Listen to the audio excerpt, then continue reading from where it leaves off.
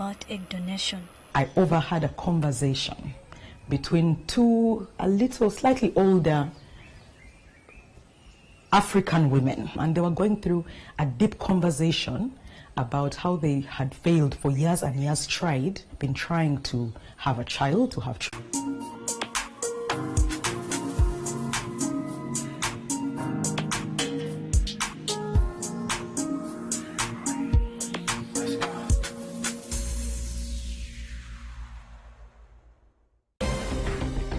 In the news tonight,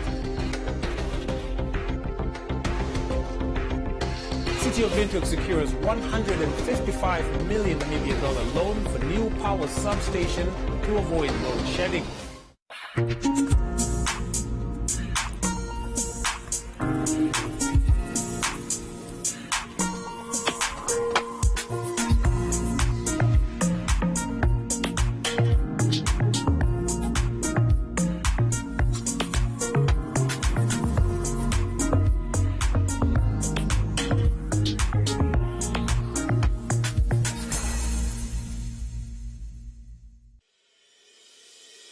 The International University of Management, a Namibian university dedicated to its people's future, a hub of abundant opportunities. We are IUM for life. We are IUM.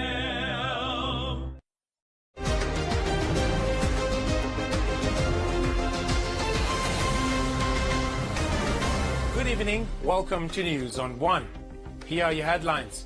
Disabled war veteran living in an inaccessible house pleads for help. Reports of H1N1 and schistosomiasis cases expected, says Health Ministry. African ministers responsible for water affairs converge in Windhoek and round up Business on One, Comments Corner, Sports and the weather.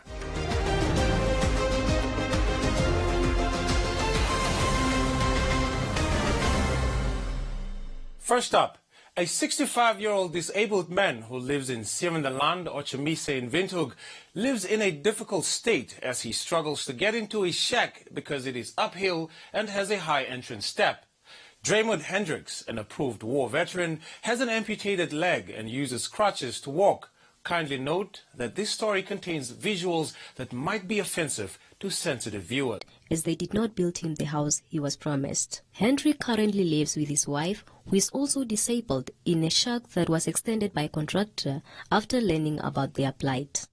God has saved my duties to assist these people in the jail without trials.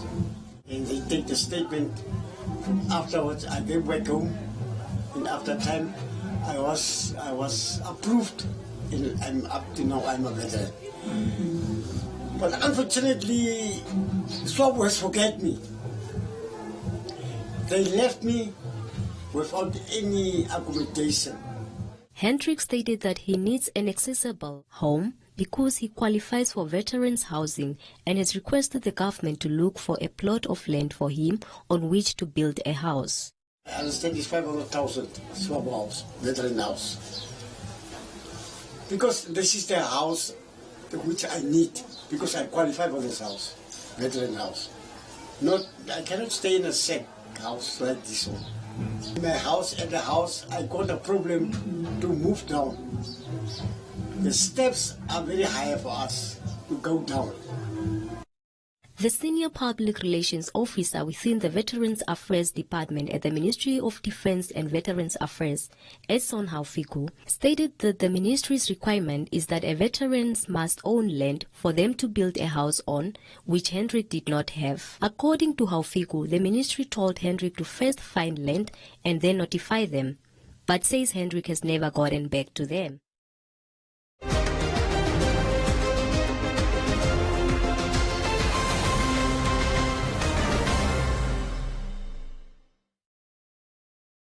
There are data deals. And then there are Telecom Namibia data deals. And if you want the biggest data deal of all, you gotta get 31-day Jiva, which comes with a massive 50 gigs of data. Is it even possible to use 50 gigs of data in a month? You tell us. You also get 1,000 voice minutes and 400 SMSs. To get your hands on 31-day Jiva, dial star 130 star 780 hash and enjoy a month of mega data. Whoa, that's a lot of data, minutes and SMS. How much is that? Must be expensive. No, it's only 185 Namibian dollars excluding that. T's and C's apply. Telecom Namibia. Sharing your world. We've always had the bravery to stand up for what is Namibian, from protecting our homes to fighting injustices. We still celebrate what it means to us and raise a glass to those who show their bravery. No matter how they take on the world, with all this potential in the land of the brave, what will you do to make this Namibia your Namibia?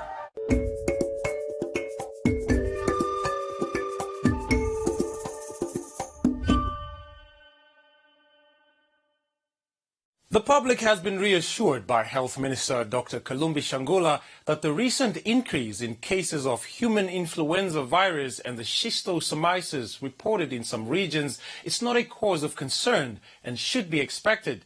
This comes after a total of 57 and 180 cases of H1N1 and schistosomiasis respectively were recently confirmed.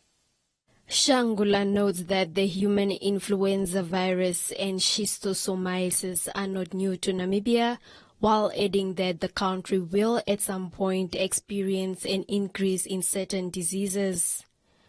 It should not surprise anybody that at one particular time we will have an increase in a number of certain type of diseases. When it's good rain, we can have an increased number of malaria cases. When it's too hot, we can have an increased number of cases of meningitis. When people are not drinking potable water, we might find an increase in the number of diarrheal diseases. So time and again, you find that you experience an increase in certain type of diseases. And therefore, like the one we are talking now, as I said earlier, they are not new diseases. They have been with us for some time. And the H1N1 since 2009 when we had an outbreak, bilharzia has all been there all along. At one time, you'll find that the number increases and then the number decreases. Schistosomiasis symptoms as described by the ministry include blood in urine, abdominal pain, diarrhea and liver enlargement amongst others. Symptoms of the human influenza virus include cough, sore throat, body aches, watery or red eyes, and a fever above 38 degrees. Schistosomiasis, the one we are basically talking now, is what normally called bilharzia. This is a parasitic infection. You have different types. You have one in the stomach, you have one which attacked the reproductive system, which manifests itself in the form of blood in urine. So it is caused by a parasitic infection. It has been found especially in the northern part of Namibia, where people are cultivating on lands, where people are swimming in the river, where people are catching fish in the river, etc.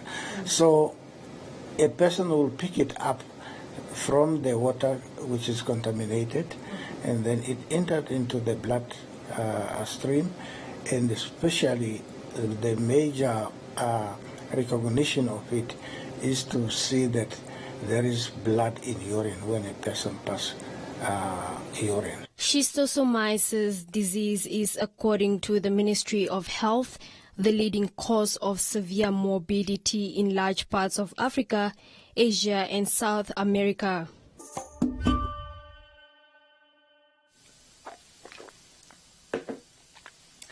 Water is life. A week-long meeting of the African Ministers' Council on Water commenced in Windhoek today.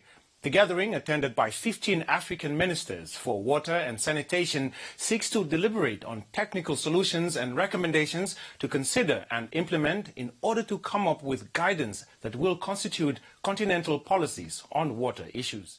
The Executive Director at the Ministry of Agriculture, Water and Land Reform, Ndiakupi Ngituamata, said that the meeting is convened by 16 Technical Advisory Committee members and the key issues and decisions that will be taken will be incorporated in the decisions that the Executive Committee will consider during the ministerial session on Thursday. Namibia is holding the presidency of AMCAO, which is the African Council of Ministers on Water, and the Honorable Karl Slattvein is the president, and he, being the president, he's hosting the first EXCO after the 2 years of COVID that is running face-to-face, and other ministers of African on water are gathered here, and they will have a meeting on the 13th of October, which is coming Thursday.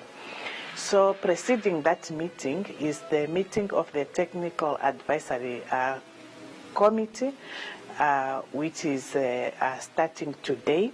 Of course, today we are having our development partners presenting on their support to the African course on water.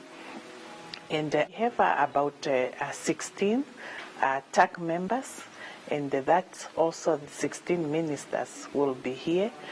Those who are not here, of course, few that 2 or 3 that are attending online.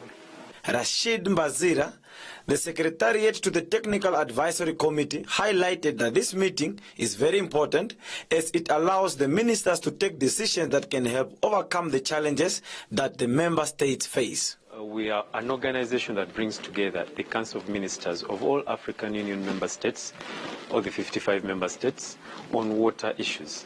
And this is the forum where the agenda on water and sanitation in Africa is usually decided upon annually or reviewed annually in order to reflect on what we've achieved, where the challenges are, and then be able to take decisions that can help us overcome the challenges that we are facing and also address emerging issues.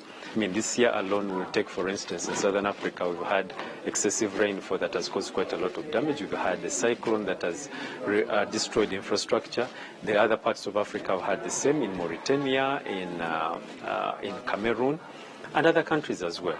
Then, by contrast, you go to Central and Eastern Africa, the Horn of Africa, where 20 million people are facing starvation because of delayed rains and a drought situation. So the African Ministers' Council bring together all the ministers responsible for water affairs to deliberate these issues. Where Kenya and Djibouti and Eritrea are facing drought, we are probably dealing with excess water where we are. And working together, we can put in place early warning systems that can help us be able to deal with this situation, not as a country, because these are not situations that you can manage at country level. So we would like to bring together this thinking of water, energy, food security, and environmental security in order to be able to promote regional cooperation on our water resources, to be able to promote well-being, because sanitation is what leads to the well-being and productivity of the labor force, and also look at other aspects that go beyond that. An unsettled population, a hungry population, is going to be an agitated population. So even for elements of peace and stability, you will find that there are linkages from what these ministers are going to be deliberating here to what will happen in the stability of our population. So that's what is bringing us here. This is a very important meeting. The ordinary session brought together 15 African countries' ministers for water and sanitation, 25 technical advisory committee members, and other AMCAO development and donor partners.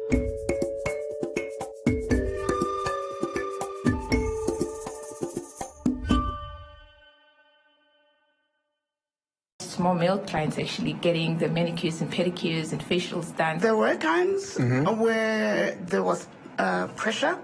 I sometimes feel like I'm getting paid for doing nothing because I love what I do so much. Not everybody's going to do it through the schooling system.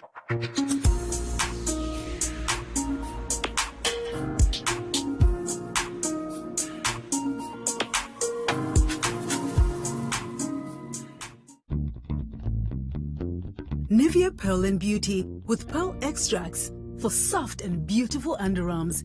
Your trusted deodorant with the perfect balance of protection and care. Enriched with the power of pearls. Nivea Pearl and Beauty for soft and beautiful underarms. New Nivea Pearl and Beauty Black Pearl coming soon. Back in the day, Susie's phone used to ring like a hotline. She was the most popular girl in town. But since she did not register her SIM card with her mobile service provider, her phone does not ring anymore. She has tried to get something similar. She has tried this and that number, but it has never been the same. So now, she has a reputation of being a number hoarder. Instead of just registering her SIM at her mobile service provider and keeping her number. Excuse me one sec. Hello? No, this isn't Susie. Have you tried her other number? Don't miss out on important communications like Susie. Register your SIM to keep your number. Visit www.cran.na.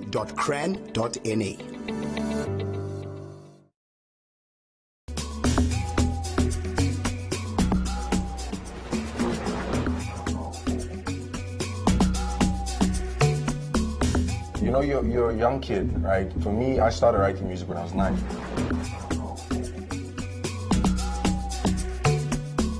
I don't like going into something. See, when I came in the music industry, I didn't want to lose.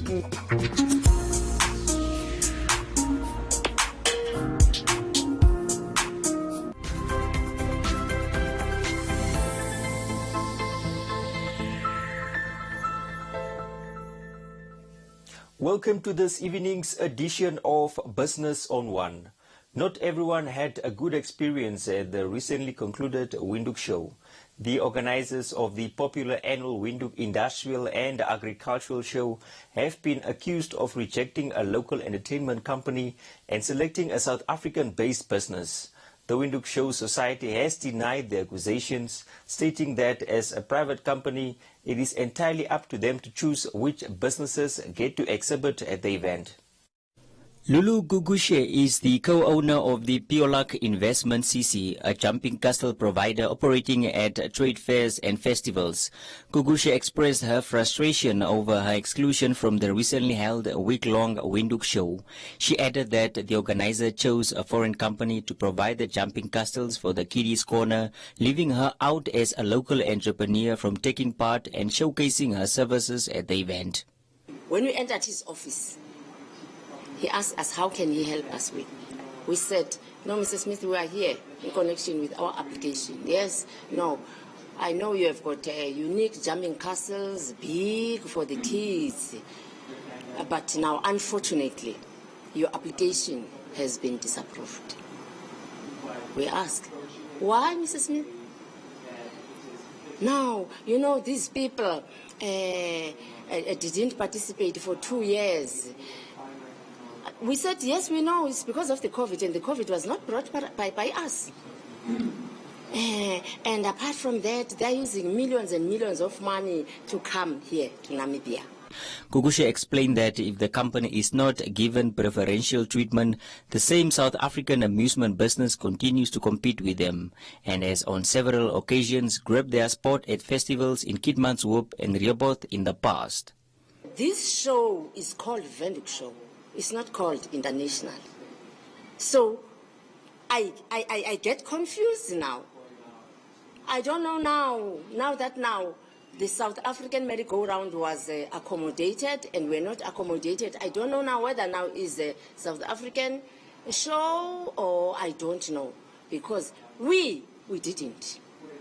And the Kiddies Corner, it was just given to the merry-go-rounds. All that money of the Kiddies Corner was taken to South Africa. Is that fair for the Namibians? Windhoek Show Society Vice President Harold Schmidt confirmed that they signed an agreement to host the South African amusement park for a decade. Schmidt further pointed out that Piolak is not the only local company that was turned down from taking part in the Windhoek Show. For the first time in 3 years that the fun park has come up to Namibia again, we wanted to give the fun park every opportunity to make to basically make sure that every potential client can use them. Therefore, we had no other amusement whatsoever. This was the only amusement, and the jumping castle, sliding scale, whatever items Pulex have, they would have been then an additional attraction, particularly for the younger children. And all these younger children could also partake in special items that were included by the fun park. So it's a matter of a partnership.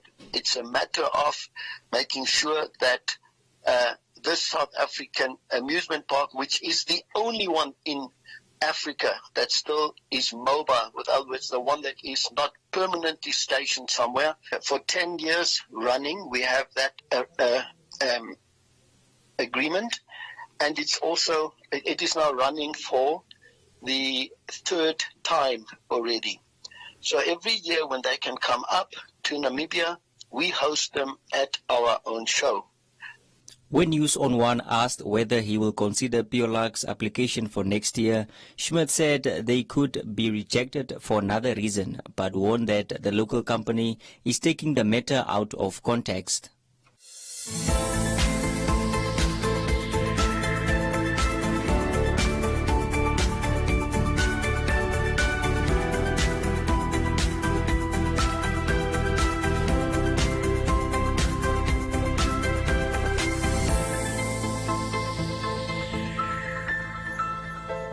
And that is all we have for you. Be sure to follow us on our social media pages for more on the business front.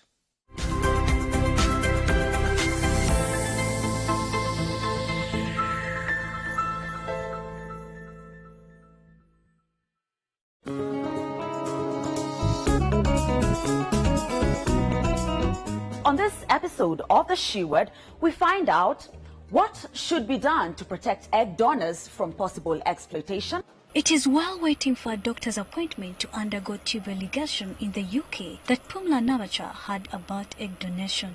I overheard a conversation between two slightly older African women, and they were going through a deep conversation about how they had failed for years and years, been trying to have a child, to have children.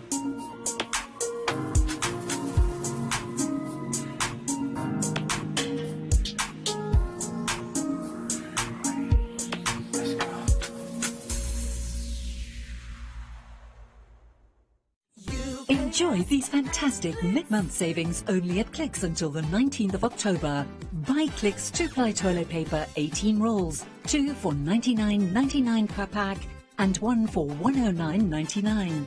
Save 20% on Huggies Gold disposable nappies jumbo pack and save 20% on Clicks Extreme Power laundry gel 1.5 liters, now $46 each. Clicks, feel good, pay less.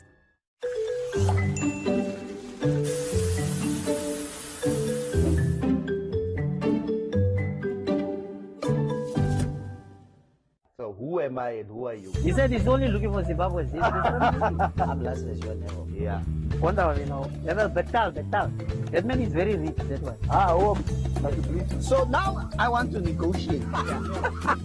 That's it. No, that was like $50.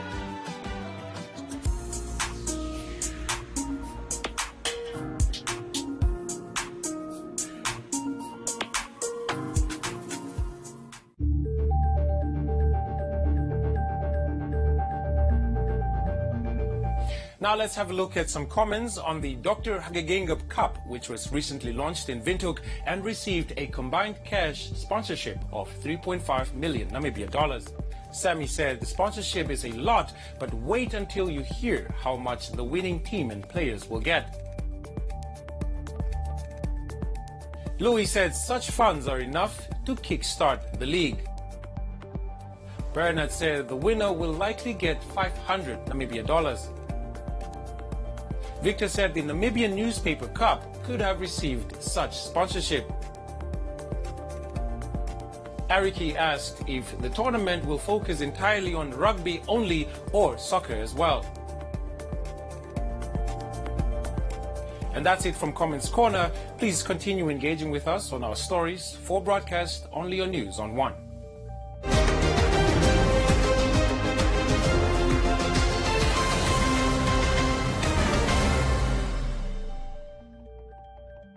Prevent cramps with Fabufarm's new MVA Cramp Stop. Developed to bring fast and effective relief from cramps in athletes, active people and senior citizens. Manufactured in Namibia, Fabufarm's MVA Cramp Stop contains a carefully selected blend of vitamins and essential minerals to prevent cramps with a full month supply of capsules. It's Fabufarm's new MVA Cramp Stop, your #1 choice in cramp prevention. Now available at all leading pharmacies countrywide. Good vibes are all around. 99 FM's got your feel-good vibes. 99 FM.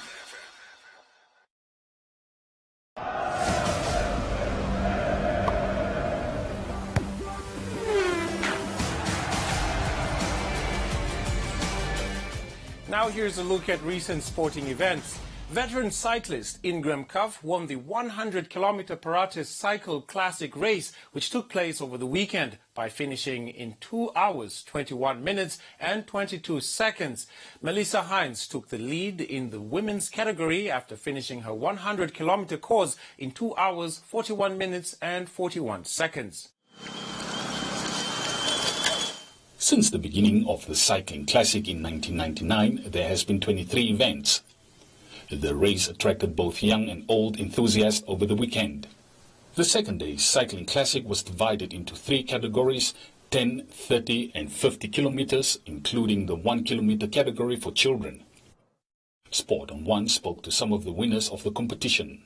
And then just after the turnaround point, my teammate Rikas and then Alex Miller, our famous mountain biker, they got away a little bit gap, and a couple of guys of us rode over to them. Then we're about 6 guys. We caught front 2 guys, and then a couple of allied guys of us tried some team tactics to attack, got away. Rikas attacked, then Martin went, and then my turn about 10, 12 k's out, and I managed to get the gap. The other guys let me go, and they were chasing and almost caught me towards the end. Alex, obviously, is very strong, coming off his overseas season. And I just managed to hold them off. At the turnaround point, there were finally some moves that stuck, and then we were in a group of 6, I think. And then there were a little bit of tactics involved there near the end. And then Ingram got away about 10 k's to go. And then I must say also thanks to JP Berger, who did quite a lot of work in front to try and close the gap. But I then left my timing to try and jump across to Ingram a bit late. A very, very strategic race towards the back end of the race. We're really lucky to have our team, Pollard, coming first and third. And there was no real wind like the previous years, which was good. Ingram had a phenomenal ride the last 15 k's, putting the hammer down, keeping everyone off. So that's really fantastic for our team. At the same event, the first all-black Old Mitchell women's team made use of the opportunity in preparation for the upcoming Desert Cycling Classic, slated for December, as they encourage black women to take part in cycling. And all we want to do is make sure that we are well prepared, we are well trained, and races like today is just shows us how comfortable we are, how confident we are in our riding, and gives us more confidence that we can actually do this. And looking forward to the Desert Dash. This was our training ground. We enjoyed it. It was nice and easy. We're ready for the tough challenge of the Desert Dash. We're just encouraging all other women of color to come and join and get on the bike.